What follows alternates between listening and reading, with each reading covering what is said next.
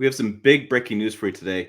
We have a report stating that the 2025 Ram 1500, the new one, production will expand in Mexico, and they're also launching it in Brazil. Really interesting news came out this morning. Hey, it's Tim, Pickup Truck Plus SUV Talk. Let's get to the facts first. I've seen some stories and videos of putting a bunch of 1 plus 1 plus 4 conclusions together. Let's get to the facts. So the facts are over at pickuptrucktalk.com. I just published the story. I want to reference another story as well. In the corner, you can see, I'll put my cursor over it. Stellantis sues UAW over disputes. So we have lawsuits going on with UAW and Stellantis over production. Belvedere plant member was supposed to build a Ram midsize. That got pushed off by a year. But now we have news that Ram is planning, or Stellantis, excuse me, the parent company, is planning to expand production in Mexico. What they're doing, according to the Wall Street Journal that looked at satellite photos, is they're building two roughly 0.31 mile long buildings, have constructed in the past several months. Wall Street Journal cites people familiar with the project who state that it's going to be more factory space for the 2025 Ram 1500 production. Now, this production is also in Michigan, and now we have more production happening in Mexico. And now this comes on the heels of the news of the Ram or Stellantis suing UAW having claiming problems with the Stellantis, and we have the Ram 1500 Classic is now ended. That caused loss of 2,400 jobs at the Sterling Heights Assembly Complex in Michigan. Now, Ram came back in a statement, or Stellantis, excuse me, came back in a statement that said, Stellantis said it's been making other variants of the Ram pickup trucks in Mexico, and that no other announcements have been made about the production of Ram 1500. The French-Italian automaker said in a statement it recently disclosed plans to invest more than $235 million at the Sterling Heights Assembly Plant in Michigan to build future electric versions of the pickup. Stellantis will continue to make Ram trucks at its Michigan plant, it said. Okay, so before we get to the news, or I guess I'll get to the news right now. We also have Mopar Insiders on the same day. This is in my inbox the same day. It's kind of crazy. Mopar Insiders reports the 2025 Ram 1500 has officially launched Brazil. It's one of the largest markets outside of North America. The truck will have the same Hurricane engine found in the U.S. However, it'll be a crew cab only in Laramie and Laramie Night Edition trim levels. Now, this is also what they do in Australia. They offer a slimmed down version of their truck for the Australian market, and they import those over there. So let's talk about the conclusions I've seen online. There are people that are saying the UAW was right. All Ram ICE truck engines, the internal combustion engines trucks will be built in Mexico. That's what they're saying. They're going to leave Michigan, only going to build electric pickups. Okay, that's a lot of money to invest in electric pickups that are not doing well in the marketplace currently. So if you take that whole plant assembly out of the mix and move everything to Mexico, yes, you get reduced labor costs, right? Because of the NAFTA agreements. We can build those in Mexico, not have the chicken tax rule come into effect. But we'd also have electric trucks only built in America, which is a little counterintuitive because electric trucks cost more to produce. They're more expensive. There's less profit in them. So I don't know that I'm really on board with all Ram 1500 ICE production going to Mexico. It doesn't seem like it adds up to me, but there are a lot of people that don't trust CEO Tavares. A lot of people that have really big questions about the Ram brand. Remember, I did a video maybe a week and a half ago. If Ram was really going bankrupt, they're definitely going through a transition.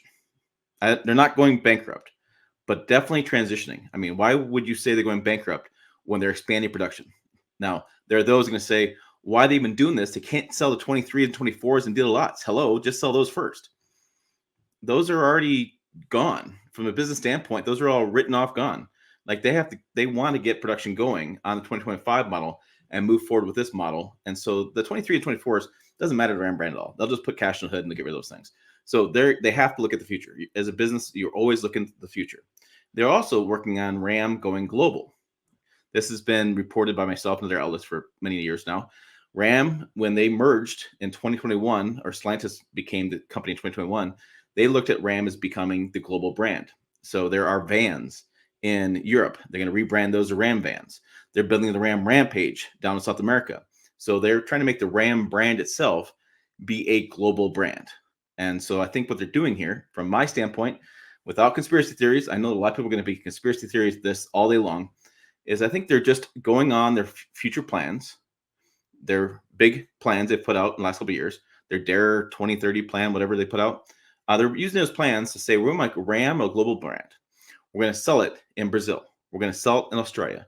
We're going to sell it in South America. We're going to do a Ram Rampage as well. But they want more production capacity, right? This is something that Ram has always been behind on. If we look at the plants that build GM vehicles and Ford vehicles and Ram vehicles, Ram has always had less production capacity than its rivals. Okay, so if you want to go global, you got to be able to build more trucks. And you got to be forward thinking on that. So you can't look at the 23s and lot, 24s and lot. So now you have a brand new truck, brand new powertrain. I shouldn't say brand new truck. It's refreshed. 2025 is refreshed. You have new RHO, which I'm buying, which I'm pretty excited about for the channel for the year. If you follow along, I bought a Chevy, I bought a Ford, I bought a Toyota. I love doing long-term buying trucks. So you have the new RHO. You have two new powertrains in the Ram that's already been out in the Jeep Wagoneer, right? This new powertrain was built in a way to be better for global markets, as we talked to with the chief engineer of this engine, right? You can't have additional cylinders globally because you pay an increased tax on it. It's like a V8 costs them money in other markets. So now you have an engine that meets global emissions that can be used in multiple nations. You're expanding production in Mexico. You're also launching a truck in other markets like Brazil. Keep that momentum going. Ram Rampage and now Ram Global. That's how I see it. However, that is not everybody else sees it. I'm seeing people on YouTube. I'm seeing people on forums. I'm seeing UAW going, hold on, not so fast. Their viewpoint is this, is that Tavares doesn't give a crud about the U.S. automaker, the auto worker. They don't care anything about the UAW. They want to move all production of Ram to Mexico. They want to maybe build electric trucks, which they think is all a joke. Nobody wants to build those in the United States. And they want to close down the Sterling Heights assembly plant. They just want, their viewpoint is it's all going under, and Tavares is going to screw over all the auto workers in the United States that work for Stellantis brand. Okay.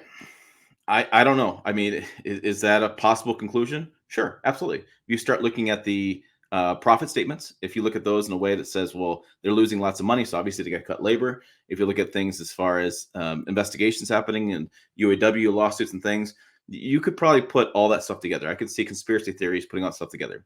I'm just telling you the facts I'm seeing today are what I reported. Ram Brand Global, selling additional markets, more production in Mexico, adding more nameplates globally, really building on the new truck, changing the engine out so it sells in the global marketplace. I'm seeing all these plans starting to come to fruition. I think we're going to see Ram become a bigger and bigger brand moving forward. I think Stellantis looks at this and says, Jeep and Ram are our two big brands we own, and they're the two money makers. So why not make those the global players we want to be, right? Remember, Jeep Renegade was built in Italy for the Italian market. I mean, it's like they're doing these things to try to build these two brands up for the global marketplace. Now, will U.S. auto workers lose their jobs? Yeah, that happens. Things grow, things change. I can see that happening for sure. How's it all going to turn out? Wow. If I had a crystal ball, I'd be making millions for a variety of reasons. So I don't know. It just was a really interesting breaking news. Again, hit my inbox the same day. We have boom, boom coming through. I have done videos on the Australian market of Ram imports. I've done videos going on with the UAW strikes and stuff. So I'm going to keep covering this stuff because I think it's important for consumers, important for you making future buying decisions. Whether you want a truck built in Mexico, you want a truck built in Michigan, there's a lot of concerns with quality either way. And I hear those concerns all the time.